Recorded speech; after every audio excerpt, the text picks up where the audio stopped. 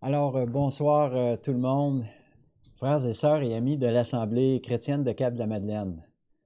Alors, ça me fait plaisir d'être avec vous pour regarder ensemble un passage de la parole de Dieu, pour considérer ce que Dieu peut nous dire à travers cette parole vivante que nous avons en copie tellement nombreuses dans nos maisons, dans nos bureaux. Alors, quel privilège, quelle bénédiction nous avons d'avoir autant de copies et de versions accessibles à notre portée pour étudier, considérer et approfondir la parole de Dieu. Alors, aujourd'hui, j'aimerais regarder ensemble un sujet qui nous est très familier et ça concerne évidemment le sujet de la prière du croyant.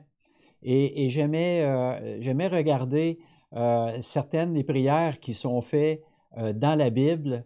Il y en a tellement qui sont faites dans l'histoire du peuple d'Israël, ces hommes et ces femmes qui ont le privilège d'avoir leurs prières qui ont été inscrites, transcrites dans les textes sacrés et que nous pouvons voir à travers les Écritures. Donc, on va regarder la prière d'un de mes prophètes favoris, le prophète Daniel. Quel personnage que nous connaissons bien. Et dès l'école du dimanche, on entend souvent ces histoires de Daniel, les grands classiques, comme on pourrait dire. On a entendu évidemment parler de Daniel comme étant ce prophète qui interprétait les rêves, les songes que les rois avaient et qui demandaient l'interprétation. On sait également l'histoire de ces trois amis qui ont été jetés dans la fournaise ardente parce qu'ils avaient refusé de se prosterner devant la statue du roi Nabuchodonosor. Et évidemment, le prophète Daniel lui-même qui a été jeté dans la fosse aux lions parce qu'il ne respectait pas cette consigne, ce décret d'interdiction d'adorer et de prier d'autres dieux que le roi lui-même. Donc, Daniel était en fait un homme de prière et qu'il mentionne dans les Écritures qu'il s'adonnait à la prière 3 fois par jour. Et on va regarder ensemble cette prière que Daniel fait au chapitre 9. Alors, oui, c'est un beau chapitre car il est très connu pour cette révélation que Daniel a reçue de l'ange Gabriel de la part de l'Éternel concernant les temps futurs, les fameuses 70 semaines d'années qui ont fait l'attention et ont été l'objet de tant d'études concernant le futur de l'Église, l'histoire de l'Église, l'eschatologie proprement dite. Alors, on va regarder cette prière au chapitre 9 et avant tout, alors nous allons prier et demander à Dieu de nous éclairer, d'être avec nous dans ce temps d'étude. Alors, prions. Oui, Seigneur notre Dieu, Père céleste, Dieu créateur, souverain de l'univers, nous voulons s'attarder ce soir à cette prière que ton serviteur, le prophète Daniel, a fait.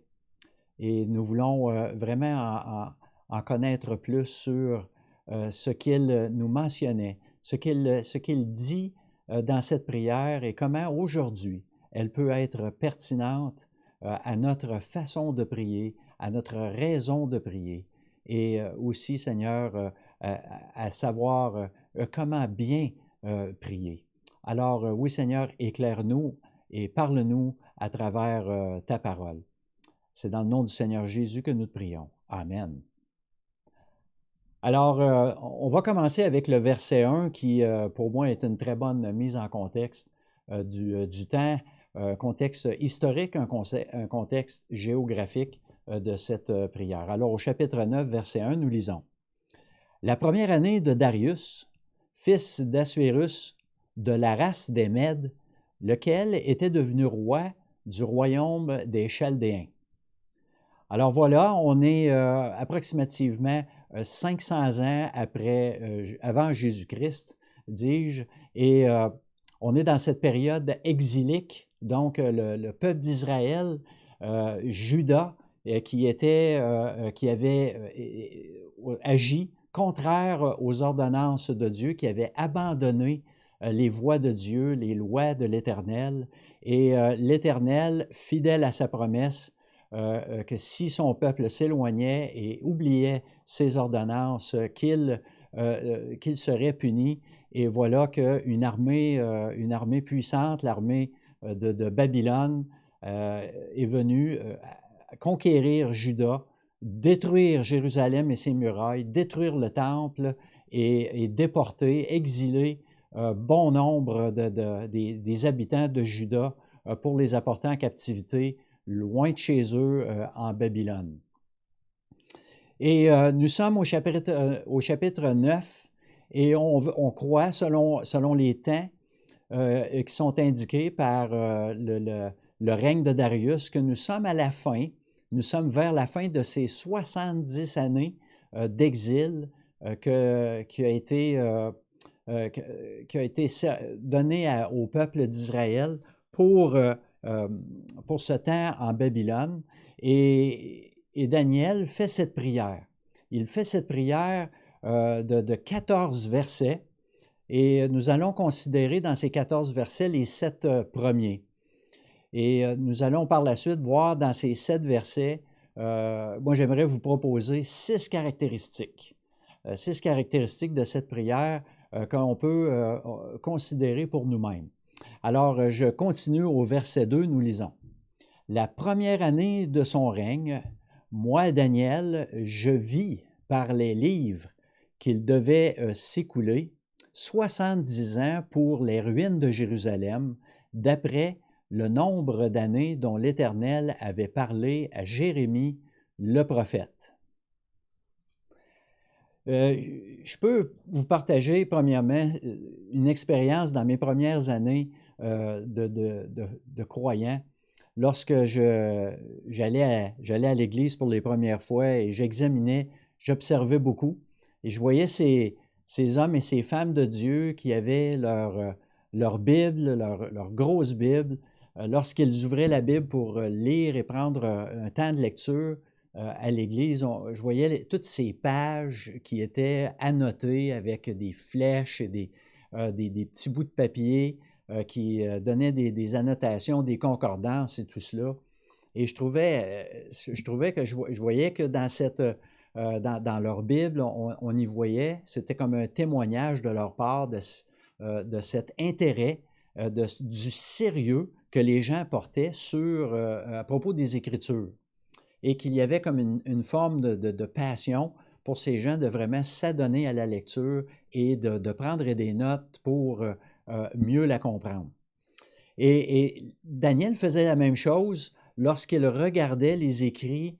Il avait cette passion pour les Écritures et il disait qu'il examinait, lisait et qu'il comprenait également. Lorsque il dit « je vis par les livres », et la traduction du texte original dit mieux que « je compris par les livres qu'il devait s'écouler ces 70 ans ». Cette période que l'Éternel avait révélée au prophète Jérémie concernant l'exil d'Israël. Donc, Daniel était plongé dans la parole pour y comprendre ces choses, pour comprendre ces révélations. Et il croyait également, que ces écrits étaient d'inspiration divine. Donc, encore une fois, pour lui, c'était très sérieux, car il savait que ces écrits qui venaient du prophète Jérémie étaient des révélations, des paroles dites par l'Éternel Dieu lui-même. Et en fait, lorsque l'on examine les 14 versets de la prière complète de Daniel, il y a plus de 10 références aux Écritures, évidemment de l'Ancien Testament, de l'histoire du peuple d'Israël, 10 références bibliques dans la prière de Daniel. Alors voilà la réflexion et la question qu'on pourrait se poser concernant le sérieux de cette prière.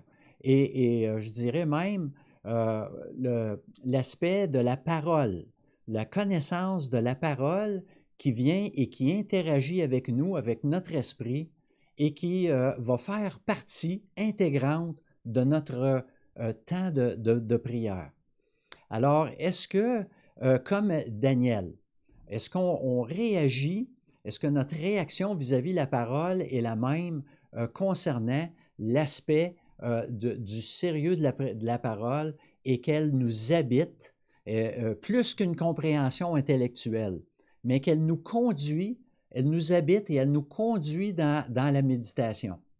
Alors, comme Daniel, est-ce qu'on désire que la parole parfaite de Dieu, qu'elle remplit nos cœurs, nos pensées, et qu'elle fasse partie de notre vie de prière? Alors, c'est une réflexion qu'on doit tous avoir et de considérer à quel point la lecture et la connaissance de la parole peut faire partie intégrante de notre prière. Le deuxième point que je voudrais vous proposer ce soir, c'est un cœur qui est une prière qui est remplie avec un cœur de sincérité. Une prière remplie d'un cœur un cœur sincère. Alors, je continue au verset 3. « Je tournais ma face vers le Seigneur Dieu afin de recourir à la prière et aux supplications en jeûnant et en prenant le sac et la cendre. »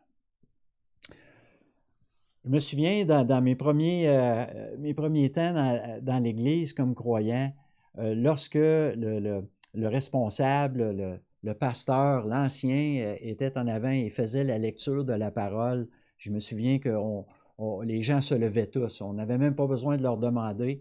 Lorsqu'il disait « on va faire la lecture de la parole », les gens automatiquement se levaient. Et pour ceux qui me connaissent, avec mon arrière-plan militaire, lorsque je voyais les gens spontanément se lever, la première chose qui me venait à l'esprit, c'était est-ce qu'il y a un dignitaire, un haut gradé, qui est entré dans la salle pour que tout le monde se lève pratiquement au garde-à-vous? Alors, évidemment, non, ce n'était pas qu'un dignitaire venait d'entrer dans la place, mais que les croyants s'apprêtaient à entendre, à regarder, à plonger les regards dans la parole du Dieu vivant. Alors pour eux, c'était assez de se lever par respect et par sérieux, l'aspect du sérieux de la lecture de la parole.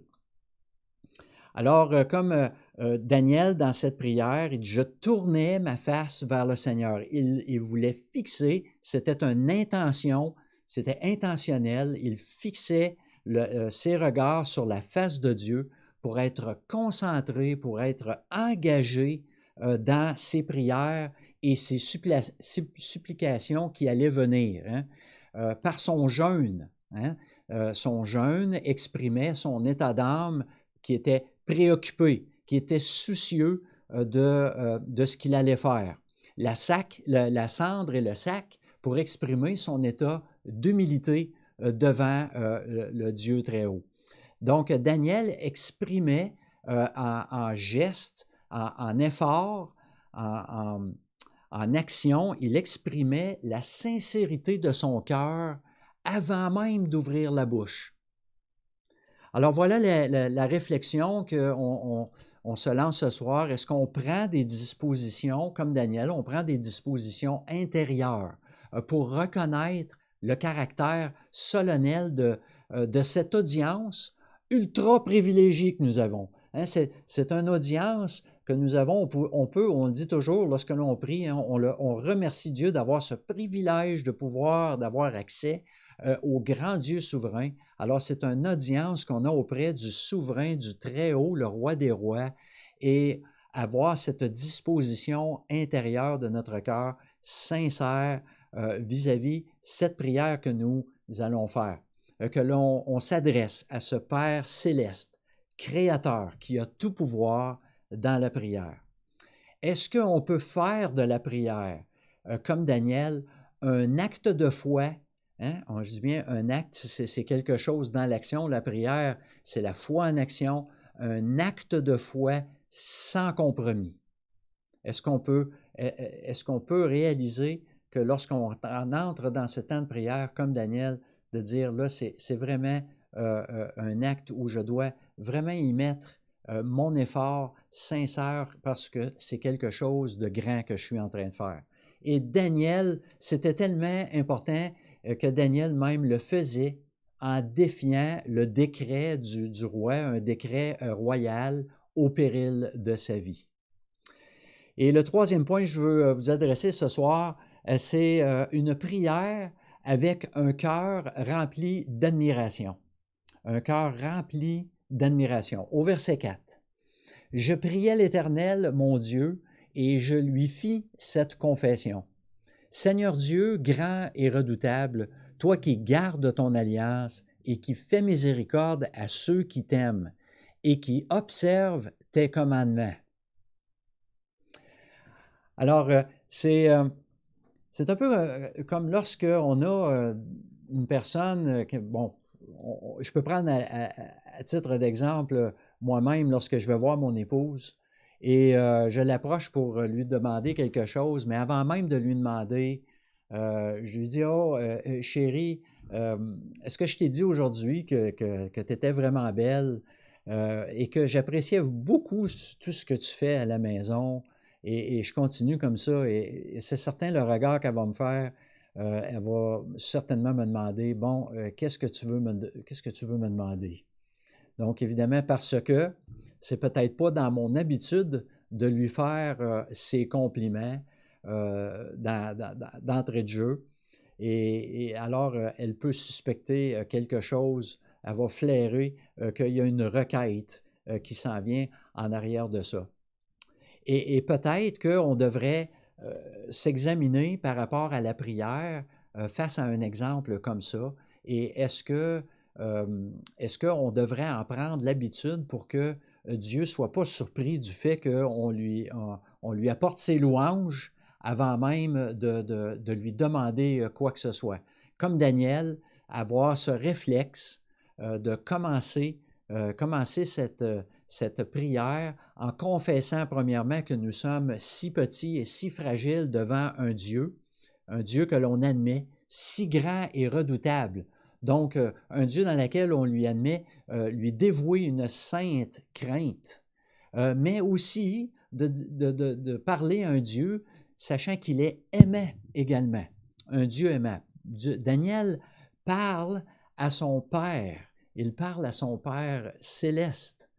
Et on peut dire également que les moments d'adoration, ces temps où on entre dans la louange, dans l'éloge, dans l'hommage à Dieu, dans la prière, moi personnellement, ces temps, et je suis certain que vous en direz autant, ces moments m'apportent autant de joie, m'apportent plus de joie que le moment des requêtes et des supplications. Et Daniel prenait cette partie de la prière aussi très au sérieux avant même de faire ses requêtes. Son cœur était là autant pour la louange que les requêtes et les supplications qui étaient à venir. Alors, à considérer quelque chose que l'on peut mettre dans une réflexion, est-ce que dans nos temps, si nos temps de prière étaient aussi imbibés de ce désir de louer, d'honorer Dieu pour sa personne, pour qui il est. Alors, si dans nos temps de prière, on a cette envie de louanger Dieu pour qui il est, pour les merveilles de sa parole, alors on se lâche lousse.